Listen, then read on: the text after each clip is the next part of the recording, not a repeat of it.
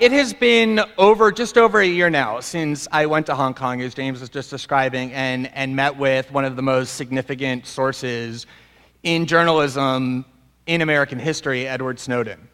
And the last year has been a bit intense. And it has been intense not only for me personally, but for a lot of other people as well, including for the very fine men and women of the National Security Agency, as well as for people like James Clapper, President Obama's senior national security official, who got caught red-handed by these revelations, lying to the American people through the Senate, which is a felony. Although, like every other senior national security official over the last decade that committed egregious crimes, he was able to do that without any legal accountability at all, but his reputation certainly was damaged. He hasn't had a very good year. It has been an intense year for President Obama as he sought to tamp down all of the implications and the fallout from these disclosures. It's been an intense year for U.S. diplomatic relations with a whole variety of countries. It's been an intense year for a lot of media outlets and journalists in the world whose conduct over the past decade has really been called into serious question by the disclosures. And it has been a truly intense year for numerous populations in multiple countries on many continents around the world who discovered that the massive surveillance system that has been built, that we all vaguely knew had existed, was directed not at a handful of terrorists or people engaged in serious violence, but was in fact directed at them.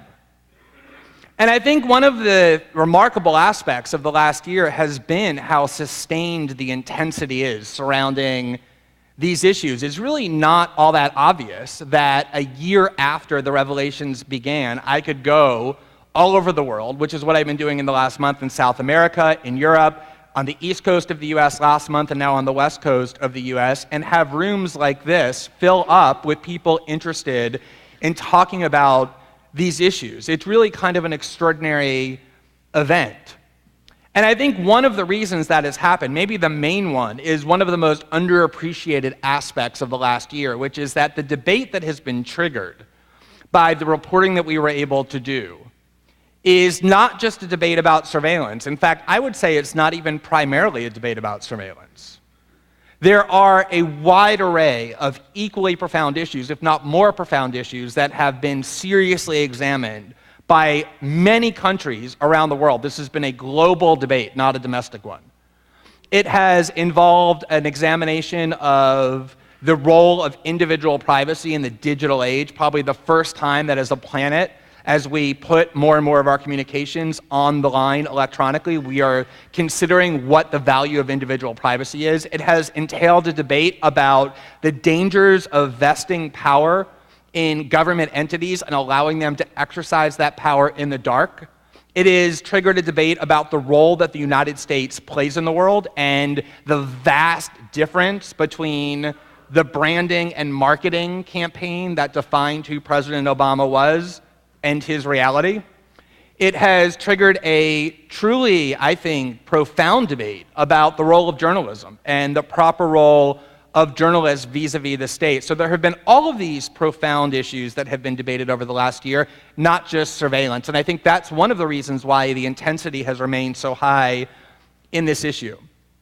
And part of what has been great for me about being able to go around to events like this and being able to talk to people in person is that when you're doing this reporting and you have the obligation, which I've had for the last year, to work as hard as possible to get as many stories out as I possibly could in this seemingly endless archive of government secrets, is that you tend to focus on story after individual story and focus really intensely on what the specific programs are that you're reporting and what the capabilities are that you're exposing, and the broader implications of the reporting can sometimes get obscured. And one of the things I was able to do, that I'm able to do by going around and having these kinds of discussions, is it gives me a moment for the first time to take a step back and to think about how all of these issues really connect, why this will really be an enduring set of revelations. And it's also one of the things that most motivated me to write this book, was to engage in this similar kind of analytical assessment about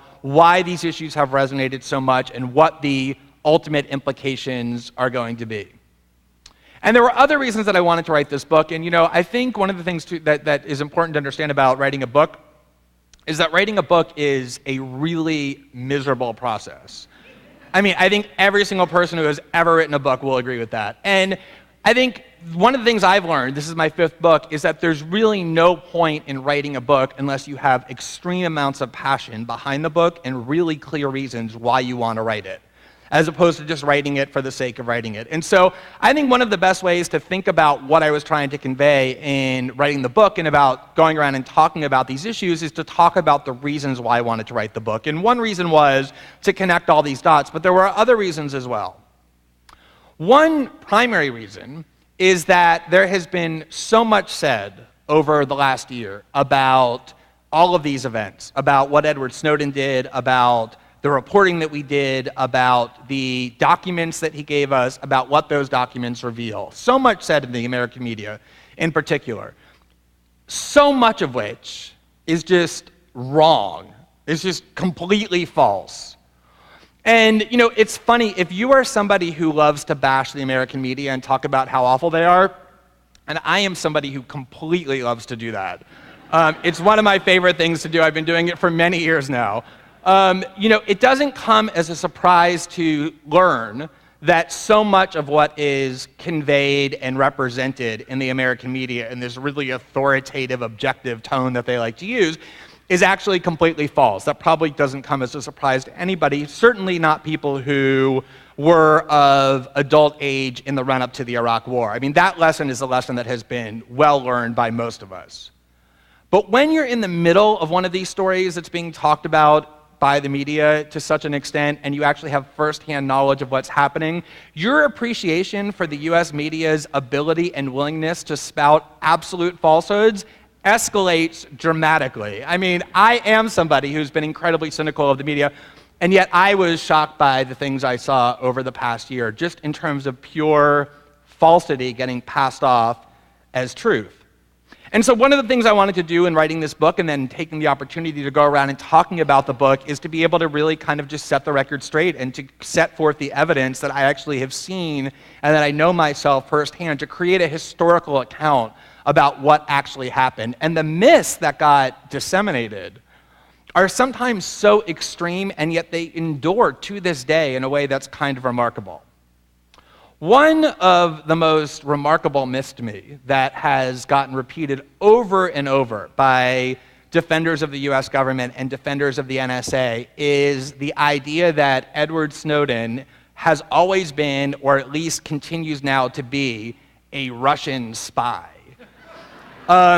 I know it is hilarious, and yet if you listen to CNN or MSNBC or certainly Fox or any of the major network news shows on Sunday, this is something that gets stated over and over with a great deal of seriousness. How people maintain a straight face when they say it is a mystery to me, and yet they do. And one of the things that is remarkable to me that I discovered in the course of writing this book was that I went back and I looked at the things that were being said in June of last year when I was in Hong Kong. I was blissfully ignorant of the things the American media was saying about Edward Snowden and the reporting we were doing because I was focused on the articles. But I went back and I looked at a lot of this. And the thing that's most amazing is that the people who now say that Edward Snowden is a Russian spy, and they say it with such conviction and certainty, in June of 2013, when he was in Hong Kong before he had left to Moscow, those very same people were going on the very same shows and saying, oh, there's no doubt that he is a Chinese spy. I mean, this is just obvious. And then the minute he left Hong Kong and went to Moscow, seamlessly the whole narrative shifted without any recognition of what they were saying just weeks earlier. And I'm convinced that if he somehow managed tomorrow to travel from Moscow to, I don't know, Lima, these same people would be saying, oh, obviously he was a Peruvian spy the entire time. They'll just say anything. And my favorite instance of this occurred really recently. There was an op-ed in the Wall Street Journal by Edward J. Epstein, who frequently writes op-eds in places like the Wall Street Journal. It was on May 10th of 2014, and I'm just going to read the quote because it's my favorite quote ever. This is what he said. He said he had spoken to a senior Obama cabinet minister who, off the record, assured him, and this is a quote, "There are only three possibilities for the Snowden heist, the heist. There are only three possibilities. One, it was a Russian espionage operation. Two, it was a Chinese espionage operation. Or three, it was a joint Sino-Russian operation." I love that so much. You know, and it really, what that really means, of course, is we have absolutely no idea what happened here, but we need to malign and demean him and demonize him as much as we can, so we will just say anything. And the whole time there was so much evidence, so much obvious evidence that negated this, beginning with the fact that when he was in Hong Kong, he was forced to leave by the government in Hong Kong and in Beijing, not really the treatment typically extended to Chinese spies.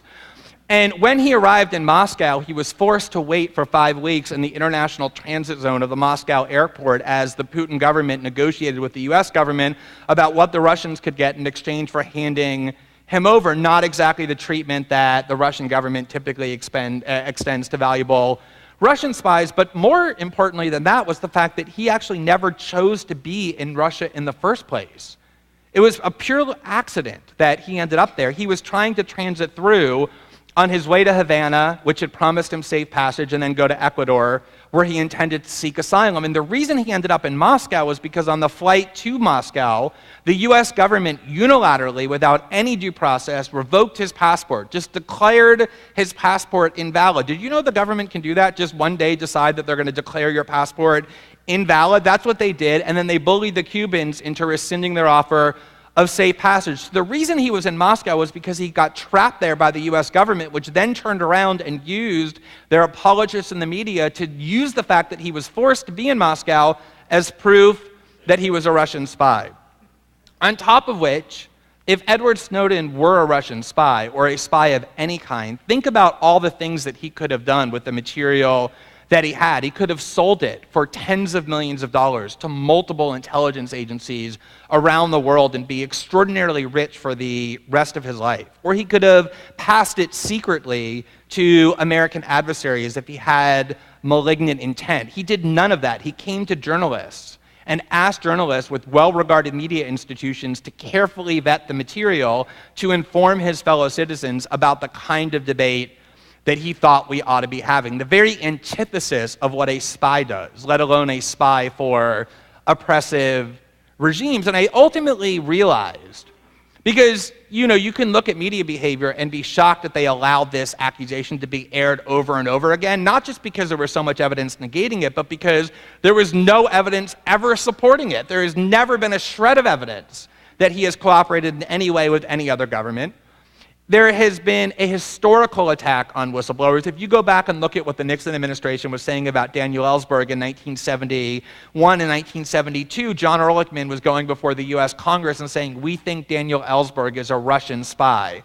So there's all these sorts of reasons why we should have known facially that the accusation was false, to the point where it was not even something that should be aired by responsible media outlets. But the reason it gets aired, the reason those kinds of accusations get aired, I think is actually important and interesting, which is that it really says so much more about the people voicing the accusations and the people who give it credence than it does the target of the accusation, which is Edward Snowden. The reality is that Edward Snowden did what he did because, as an act of conscience, he was so disturbed by what he perceived to be this extremely dangerous and unjust system of surveillance that he had no choice but to come forward and do what he could to stop it, even if it meant sacrificing his liberty and everything else that he valued in his life.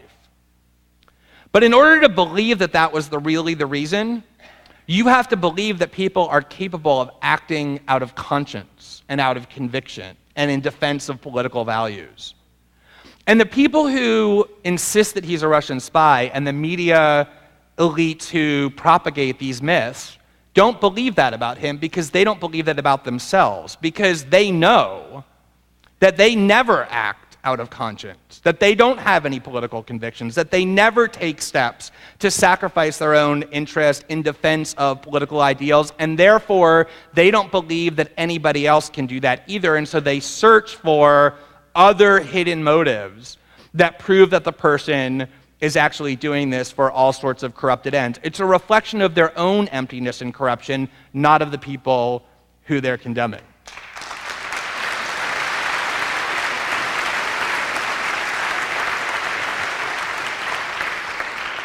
Then there was this other thing that got said about him over and over and still gets said about him that I find even more interesting and more amazing, which is that Edward Snowden did what he did because he is a fame-seeking narcissist.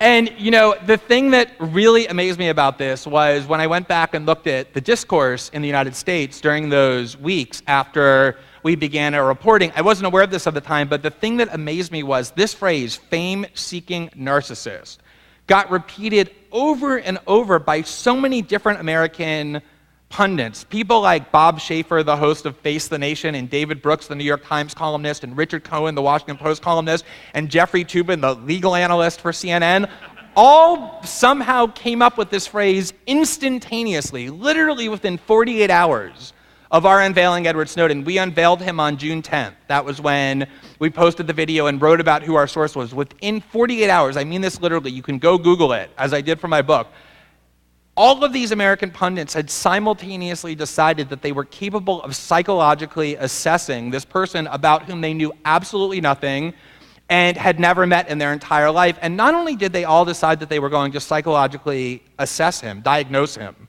from a distance as a fame-seeking narcissist, they all did it instantaneously. I mean, I'm somebody who, if you had told me 3 years ago or 4 years ago that media elites get together and coordinate their messaging, I would have said, no, I don't actually think that's true. I think they just end up saying the same thing because they're herd animals who just parrot what one another is saying, just kind of without any coordination. But the degree to which they all latched onto the same phrase and the same psychological diagnosis in such a short period of time was really striking to me, almost enough to make me believe that they were getting some kind of like secret messages from some underground lair or somewhere about the script from which they were supposed to be reading. And the reason why, first of all, just as is true for the idea that he was a Russian spy, this idea that Edward Snowden is some sort of fame-seeking narcissist is literally the exact opposite of reality. The very first conversation that I ever had with Edward Snowden, before I even met him, before I knew his name, before I knew what he looked like, it was over the internet when I was in Brazil and he was in Hong Kong. He said to me, I am determined to unveil myself to the world as the source of these documents, even though I know that doing so will likely to send me to prison for the rest of my life. And the reason for that is that I believe I have the obligation to account to the world for what I did. And since I don't think that what I'm doing is wrong, I'm not going to hide in shame. I'm going to come out and proudly identify myself as the source. But, he said, once I do that, I am going to disappear from the sight of the media. I'm going to disappear completely.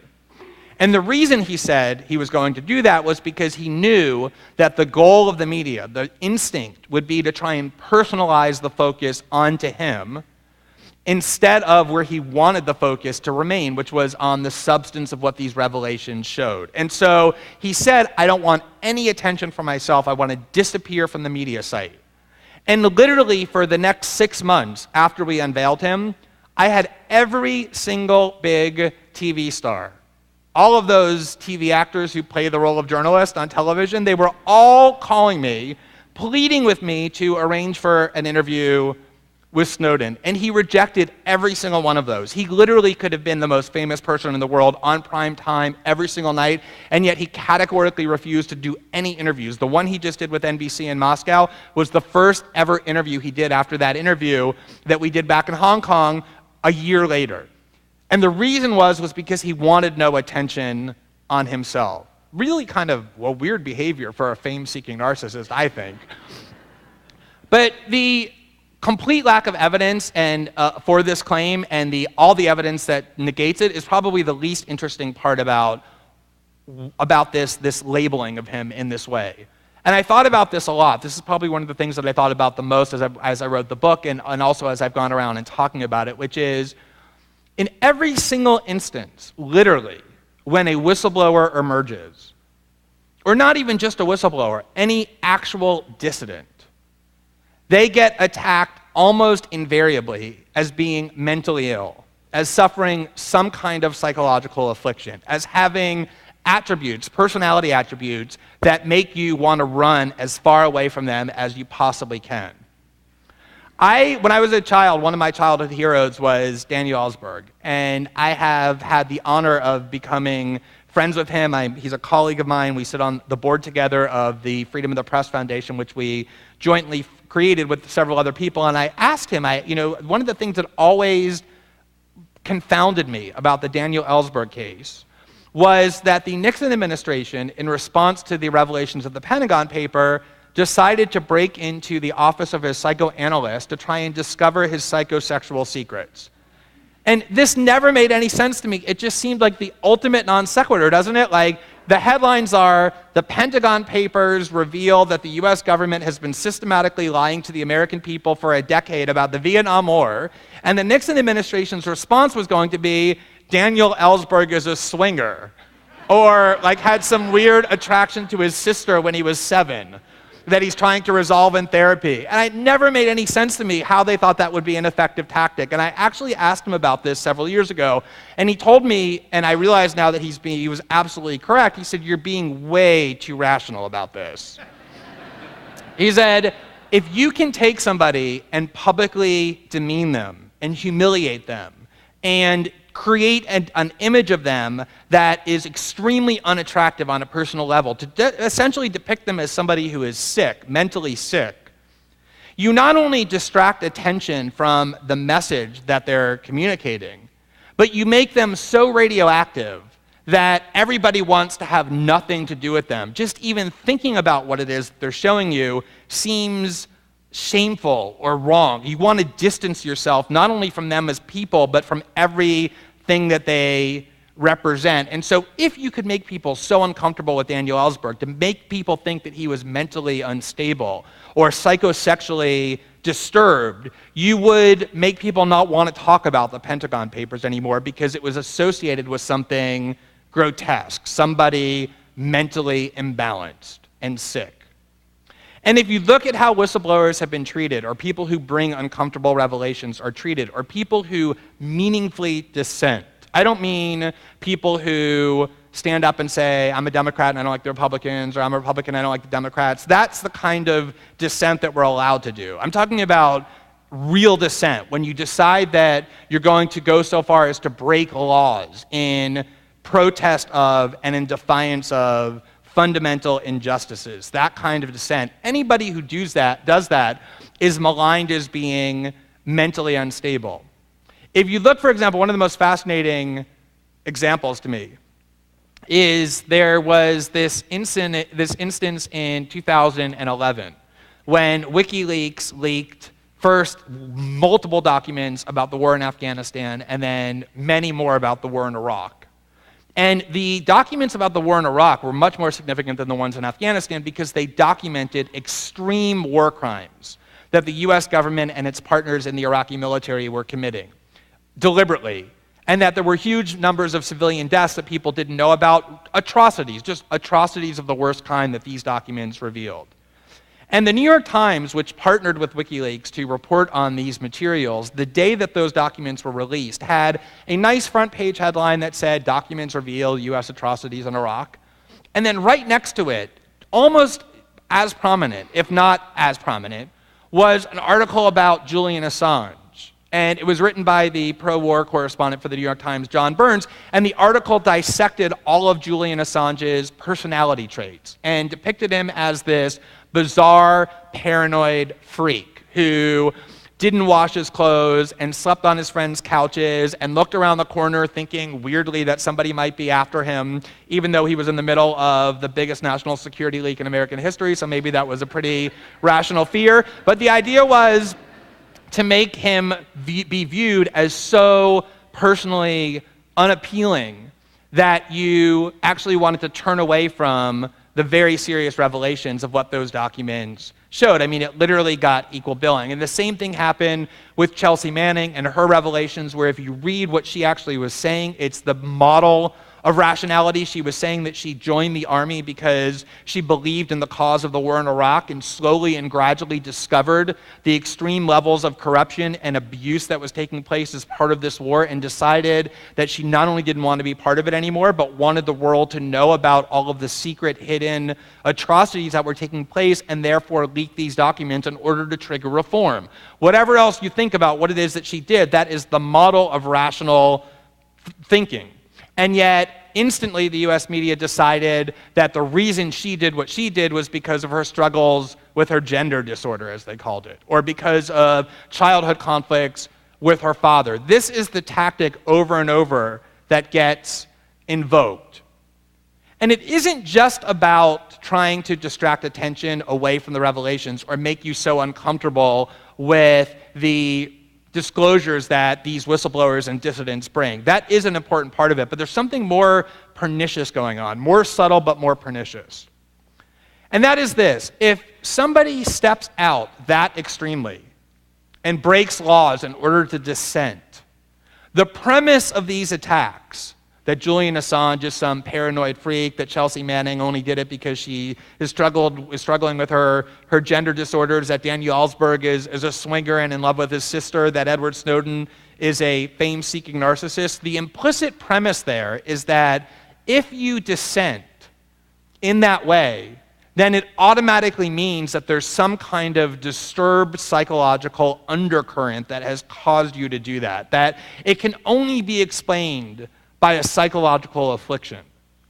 The premise there is that the status quo is so fundamentally good, that the American political system is so at its core designed to give us freedom and choice, that only someone mentally disturbed would think that it was unjust enough to merit that level of protest and objection. It's really a way of implicitly teaching and indoctrinating that the only mentally stable and healthy choice is to comply or submit or acquiesce to the prevailing order, and that anyone who doesn't do that, by definition, is demonstrating some kind of psychological affliction. That's a really subtle yet powerful message to convey. And the fallacy of it is that while of course it's possible that people who dissent in a radical or meaningful way, namely breaking laws to do it, are motivated in some cases by some kind of psychological drive as opposed to political beliefs, it's also the case that oftentimes, in fact many times, people who don't dissent, who instead choose to acquiesce, are doing so because of psychological afflictions as well. Perhaps it's authoritarianism, perhaps it's cowardice, perhaps it's excessive groupthink, but this idea that the only people whose psychological motives we assess are those who dissent, but we never psychologically analyze those who refrain from dissent, is a really odious notion because it inherently delegitimizes the idea of dissent. And I think it's a very reasonable question to ask. Who is actually the psychologically disturbed person? Chelsea Manning, who comes forward and wants to reveal to the world the atrocities that the US is committing in Iraq? Or all of the people who decide that those atrocities aren't enough to make them object in a meaningful way? Or who is it who's really psychologically disturbed? Julian Assange, who decides that this massive secrecy regime is dangerous and menacing? Or those who work within it, the tens of thousands of people who work within it every day who do nothing about it? Or who is psychologically disturbed? Edward Snowden, for deciding that all of us should know about the extreme invasions of our privacy to which we're being subjected in secret on a daily basis, or the tens of thousands of people who knew about it and did nothing, and the officials who perpetrated it. That's a really important debate to have. But this idea that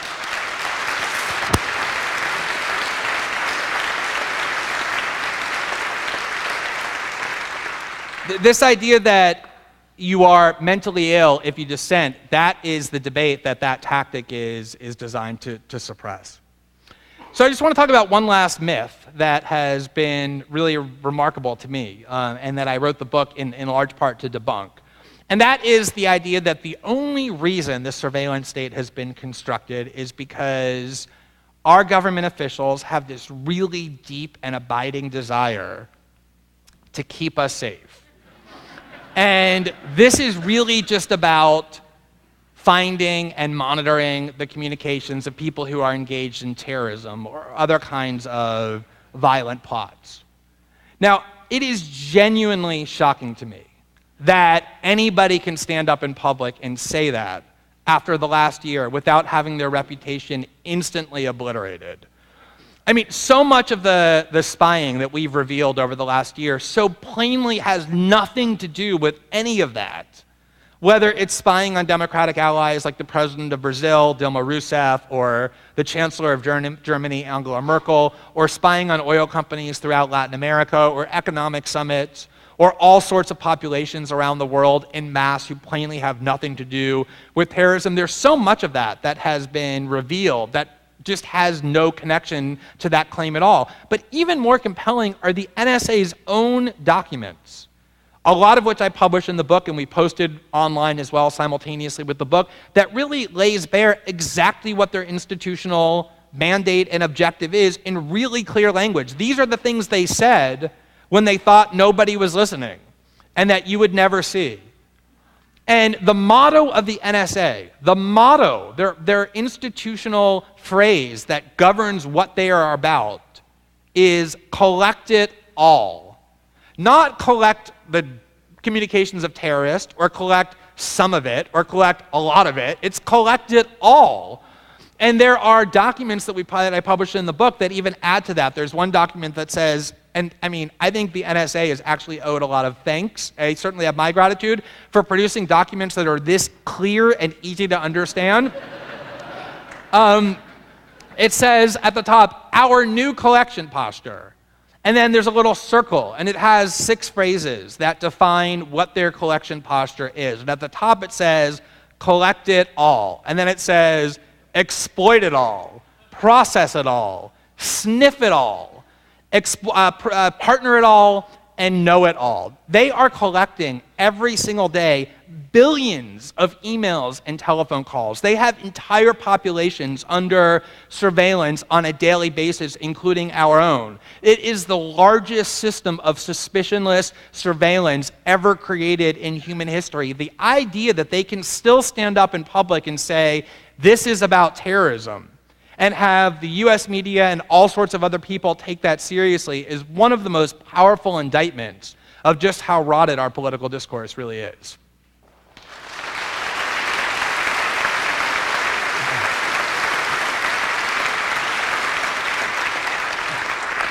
So I just want to leave the idea of these myths behind for a minute and talk about a couple of the other things that I was hoping to achieve in writing the book. Although myths pretty much permeate every single discussion, political discussion that we have in the United States, you never really leave that issue. But I want to just talk about things from a slightly different approach.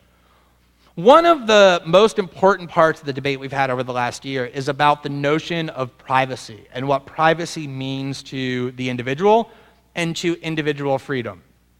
And this is actually not an easy argument to have. It's a hard case to make why privacy matters so much. People have a really easy time understanding, for obvious reasons and for good reasons, why feeding their children or having health care or having a job is this immediate question of survival. They have a harder time understanding why privacy deserves the same level of protection, because it tends to be a more abstract and ethereal and seemingly remote value.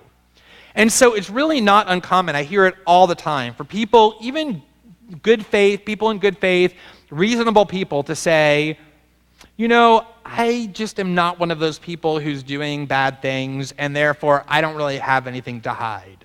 And I don't really mind if people read my emails because I have nothing to hide. And the CEO of Google actually put this in the most, in the purest and most disgusting manner. He said, you know, he was asked in an interview about Google's systematic invasions of privacy, and he said, you know, if you want to hide something, if you're so worried about somebody knowing what it is that you're doing or saying, that's probably a really good sign that you shouldn't be doing it. The idea, the premise being that the only people who have something to hide are people who are doing something evil, something wrong, something criminal. And one of the fascinating parts about this claim is that the people who say that, who say, I don't really have anything to hide because I'm not doing anything wrong, they don't actually mean it. And the way that you know that they don't actually mean it is that these same people put passwords on their email and social media accounts, and they put locks on their bedroom and bathroom doors, and there are all sorts of things that they say and do, and that they would only say and do, and they think that nobody is watching or listening, that they would never in a million years say if they thought other people were knowing what it was that they were doing. There are all sorts of things that we have to hide as individuals that have nothing to do with violence or criminality. And the fact is that people instinctively seek out privacy, to the point that every single time, literally, over the last year, when somebody has said to me, you know, I really don't have anything to hide, I don't actually care if people know what I'm doing because I'm not one of those people who have done something wrong, I've said the same thing every single time, and you should try this, and you'll see the same result. I've said, okay, well, here's my email, and I give them my email account, and I say, what I'd like you to do is email me all of the passwords to your email and social media accounts so that I can just troll through everything that you're doing and writing and just publish at will whatever it is I feel like publishing under your name. You're not doing anything wrong. You should have nothing to hide. And not a single person, not one, has taken me up on this offer.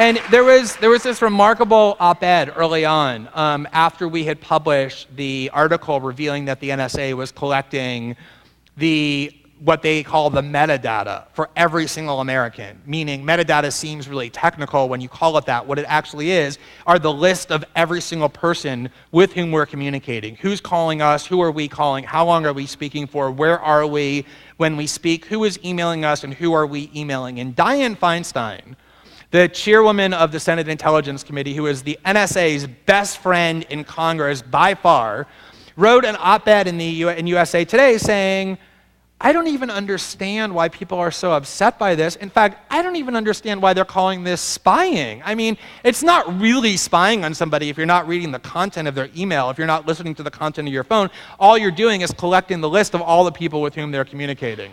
Now, the reason why that is absurd to the point of being offensive, I think, is obvious. Think about how much somebody can learn about you, how intimate they can get in terms of their understanding of what you're doing just by having what they call the metadata. If you're a woman who calls an abortion clinic, or you're somebody who calls a physician who's an HIV specialist, or you call a drug or alcohol addiction hotline, or you call a suicide hotline, or you speak with somebody who isn't your spouse late at night, collecting all that information will enable people to know some of the most intimate information about you. In fact, sometimes more probing and more invasive and more intimate than if they were listening to the content itself. But one of the things about Dianne Feinstein's claim was that there grew this sort of online movement instantly after her op-ed that called for Dianne Feinstein to be true to her words, that if spying isn't really collecting all this information, that every single day at the end of her workday, she or one of her 8,000 assistants should post online the list of all the people with whom she emailed and telephoned that day and all the people she met in person and spoke. And of course, she would never do that because we all instinctively understand why privacy is so fundamental to human freedom. It's something that we all seek out instinctively and as human beings always have. We are social animals. We do need other people to know what we're saying and doing and to hear what it is that we're doing and saying. That's why people voluntarily post things about themselves online and why they've always sought out human interaction. But just as essential to what it means to be human is having places we can go where we can think and read and be and choose and act without judgmental eyes being cast upon us. And there's all kinds of social science research, but I think our own personal experiences are even more compelling that demonstrate that when we think or believe that other people are watching what we're doing or monitoring us or judging us, our range of options shrinks considerably. When we think other people are watching, our behavior becomes more conformist and more compliant. We do the things that we think other people want us to do and will judge us well for, because as human beings, we all try and avoid shame and being condemned and being denounced. It is only when we have a realm that we can go to where nobody else is watching or judging us. That is the realm where creativity and dissent and exploration about who we are as people exclusively resides. A world in which there is no private realm is a world that becomes much less interesting, much less creative, much more submissive and compliant and obedient, which is why governments love surveillance, because it instills those behavioral values in people. You have not a physical prison that you get put into, but a prison that enters your mind. That is what the true purpose and the true outcome of a surveillance state is. And I think we all instinctively understand that, but I think the ability to sit back and think about why privacy is so important is a really crucial part of the debate that we've had over the last year.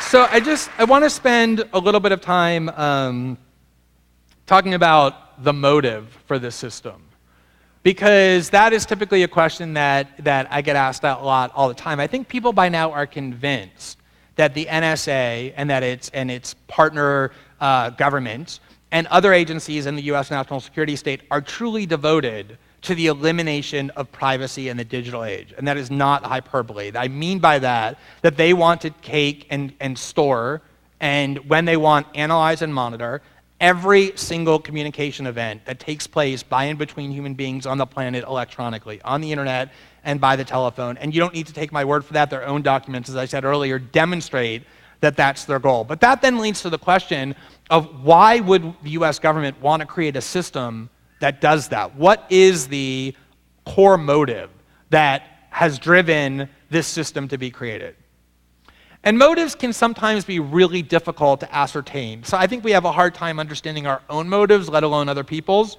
And when you're talking about an institution this large, it becomes a very difficult question to ask. It's like asking, why did the United States invade Iraq? It's almost impossible to answer that because different factions responsible for that invasion had very differing motives. And sometimes they had mixed motives and complex motives, and it's a hard question to answer. But one thing I can tell you for sure about the motive of the system is that it has nothing to do with the motive they claim. It has nothing to do with stopping terrorism or keeping the population safe. And this is one way that I know that. If you read what the 9/11 Commission said, which was designed to investigate why the US government, with all of its surveillance capabilities, even back then, failed to detect a plot of this magnitude, what it concluded was that the problem was not that the US government had failed to gather all of the information it needed to know this plot was coming. In fact, the opposite was true. They had in their possession all of the intelligence necessary to piece together what it is that they had to know that the 9/11 attack was coming. The reason that they failed to detect the plot was because they had collected so much information that they were incapable of understanding the significance and the meaning of what it was that they had. And so the response to this diagnosis was for them to say, you know what, let's go now and collect even more. Which is like being told that you have lung cancer and walking out of the office and saying, I'm now going to smoke 5 packs of cigarettes more a day than I was before. It makes no sense. It clearly is not the purpose. When you are collecting every single communication event that takes place in the world and storing it, it becomes impossible to find the people who are talking about attacking the Boston Marathon, or blowing up trains in Madrid or London, or detonating a plane above Detroit, or a bomb in the middle of Times Square. It is impossible to find what it is that you claim you're looking for in constructing the system, which is why they don't find those things. So if that isn't the motive, the question then becomes, what is the motive? Why has this system expanded to the point that it has? And I think one significant reason is that in the wake of 9/11, we just decided to drown the national security state with enormous amounts of money. And when you drown bureaucracies with money, they will rapidly expand without limit. Every day they'll wake up and think, how is it that we can expand our own power and our own authority? But a more important part is that when you drown agencies with all that money, it creates this immense profit motive. 75% of the intelligence budget of the NSA goes into the coffers of private corporations, which means every time the surveillance state expands, every time there's a new capability, every time there's a new target that is warranting of a new system, the corporations that run the national security state make more and more money. But the key reason that I think should never be overlooked is that surveillance vests governments that wield it with enormous amounts of power. If you can know everything that a citizenry is doing, especially at a time when you are creating higher and higher walls of secrecy behind which you're operating, the power imbalance becomes immense. It becomes virtually impossible for that citizenry to challenge in any meaningful way the people who are wielding power. And I think this surveillance state is part of a wildly underappreciated trend, which is that we have allowed all of these very radical powers and extremist policies to take root in the name of the war on terror. And what has happened over the last 4 or 5 years as the war on terror has wound down is that these policies began to be imported onto American soil aimed at Americans instead of existing on foreign soil aimed at foreigners, which is why you see the use of drones now coming away from Iraq and Somalia and Pakistan and Yemen into the United States, or why you see the paramilitarized police forces that once patrolled the streets of Baghdad now visible in all American cities that were used to crush, for example, the Occupy movement, or you see the extreme levels of government secrecy that justify war secrecy being used domestically as well, or you see the idea that the US government can assassinate foreigners without due process now being aimed at Americans. This system of surveillance, which was pioneered in Iraq under the Collect It All banner by Keith Alexander, who was in Iraq at the time before he became NSA chief, also has been now imported onto American soil. And I think there's a real question about why that would happen. What explains this trend of importing these increasingly extreme policies that were once used to justify winning a war and now used to aim at the American population? And I think it's really important not to underestimate the extent to which people who wield power in the United States fear political and social instability, largely as a result of huge amounts of economic inequality. In previously stable Western places like Spain or London or Greece or Italy, there have been sustained riots in the street. Even in the United States, there were 2 political movements, one from the right, one from the left, that got successfully co-opted and crushed, the Occupy movement and the Tea Party movement, that signaled that there was such severe discontent in the United States that genuine instability, even some kind of a rebellion outside of the ballot box, was possible. And there's a real fear about this instability worsening because the economic inequality that has come from the 2008 financial crisis is not going anywhere. And when you have a fear of instability, social instability and political instability, elites can respond in 2 ways. They can either think about how to placate the anger that causes the instability by reforming and by redressing those problems, and I don't think our elites are even remotely interested in doing that.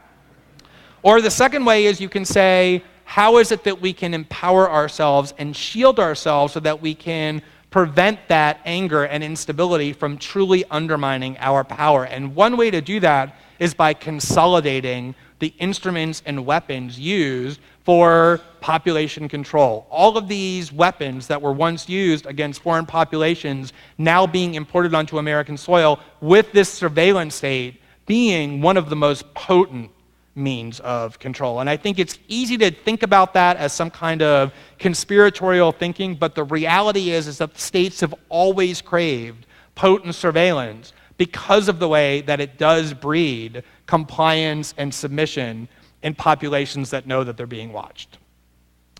So the last point I wanted to make is the one that I get asked about the most, which is well, you've talked about all these interesting things that have happened the last year, and there's been all these fantastic debates, but what has really changed about this, about anything? I mean, the NSA is still spying, and the US national security state is still as powerful as ever, so what kind of changes really have taken place? And one of the things I think that's important to think about is the way that change happens. It's, I think, really easy to give into this idea that change happens overnight. And there's this sort of instant gratification desire that I want to see the building of the NSA collapsed. And if it's not collapsed and if it's still standing, then I'm going to conclude that there's not really been any changes. And the US national security state is the most powerful part of the United States government, which is the most powerful government on earth. The NSA is not going to collapse because we publish some of their documents and there's a bunch of anger around the world. And I think it's really important not to look to the United States government as the source that's going to impose real limits on the power of the United States government. Because that's just not how power gets exercised. People don't walk around thinking about how to unilaterally limit their own power. But there are some really promising signs. There are countries around the world, influential, significant countries, that are genuinely furious by what they've learned and who are working together to undermine American hegemony of the internet. I think even more significant is the fact that US technology companies like Facebook and Google and Yahoo and Microsoft are genuinely petrified in a really pleasing way about the impact that this surveillance system is going to have on their future business interests. They don't care at all about your privacy or about the privacy of their users. And the proof of that is that when nobody knew what was happening, they very eagerly cooperated with the NSA well beyond what the law required them to do because of all the benefits that they were getting and the lack of cost because nobody knew that was happening. But now they're extremely worried that all of you, aware of what they're doing to your privacy, and especially what 14-year-olds and 12-year-olds and 10-year-olds will think, is that you are no longer willing to use the companies that you know are turning your data over to the NSA and are collaborating with the NSA, that you will be vulnerable to appeals by Brazilian and German and Korean companies that you should use our products and not theirs because we won't violate your privacy. And the US government doesn't care at all about public opinion polls or about public anger over surveillance, but they definitely care about what Silicon Valley billionaires think. And these Silicon Valley tycoons are imposing genuine pressure now on the US government to limit that surveillance and also creating ways to convince the public that their systems are safe. But I think the most optimistic, the cause of greatest optimism for me about the changes that have taken place is that when people understand the extent to which their privacy is being compromised, they start taking matters into their own hands. There really are all sorts of technological programs of encryption and other means of rendering your online activities anonymous that are effective, that keep the NSA and other governments out of what it is that you're doing on the internet. The problem is right now, there are maybe 10,000 people in the world who use encryption. And in the NSA's warped mind, if you use encryption, which means that you're trying to hide from them what you're saying and doing, it probably means that you're somebody suspicious, because only bad people would want to hide what they're doing and saying from the NSA. And so they're able to target people now who use encryption. But if 10 million people use encryption instead of 10,000, they'll no longer be able to do that. That will create meaningful walls around our communications that the NSA and other governments can invade. And that's one of the reasons why, even though there aren't these genuine reform bills coming out of Congress and won't be, I'm very optimistic about the prospects for change. And I just want to leave you with this one last point relating to that, the idea of change, which is I would say the biggest reason why I wrote this book. I talked about some of the main reasons I wrote it, but probably the biggest reason I wrote this book is because I wanted to communicate to people what I think is the really profound lesson that I learned over the last year in the work that I've done with Edward Snowden and on these materials. I think it's really easy if you are a citizen who believes that there are serious injustices in your country to give in to this kind of defeatism, this idea that these forces are so formidable and so powerful and so entrenched that there's just really nothing that I can do about them. I mean, I can vote for this party or that party, and none of that seems to change. The same factions continue to reign, and so I really don't feel like there's much that I can do. I just feel like this is kind of helpless, and a lot of people turn away from political injustice because of that temptation of defeatism, which is very compelling and powerful for all of us, and it's one of the things the government actually wants to instill in us, this learned helplessness, this idea that there's actually nothing that we can do. And one of the lessons, I think the most profound lesson that I learned in the last year from working with Edward Snowden, something that will, I think, really shape how I view the world for the rest of my life, is the lesson that we can learn from what he did. He is someone who's 29 years old. He grew up in a house that was lower middle class to poor. His father was in the Coast Guard for 30 years. He had no position or power or prestige of any kind. He was an obscure employee working for a large corporation.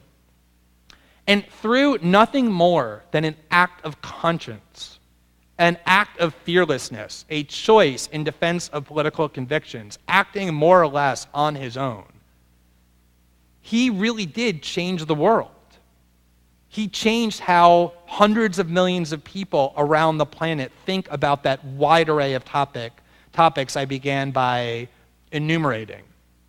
And there are all sorts of lessons throughout history of powerless, obscure individuals through acts of conscience changing the world, whether it be Rosa Parks refusing to sit at the back of the bus, or a street vendor in Tunisia lighting himself on fire and sparking a rebellion across a major region against the world's most entrenched dictators. There are all kinds of lessons that should forever negate our succumbing to this temptation of defeatism. But for me, watching this 29-year-old give up his entire life out of the knowledge that he didn't want to have on his conscience for the rest of his life, the idea that he could have done something about an injustice but failed to do so, and sparked this massive ripple effect around the world, where all kinds of other people, including me, got infected with the courage that he displayed, where huge numbers of journalists and media outlets that previously would never have touched material like this were eager to prove that they were willing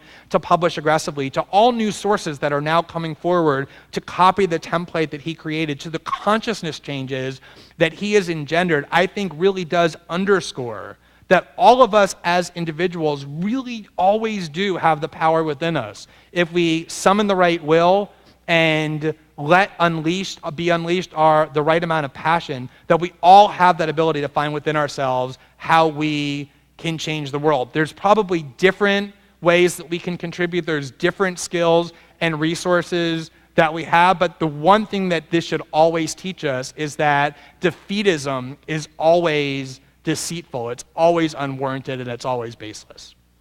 So with that, I thank you all very, very much for listening tonight.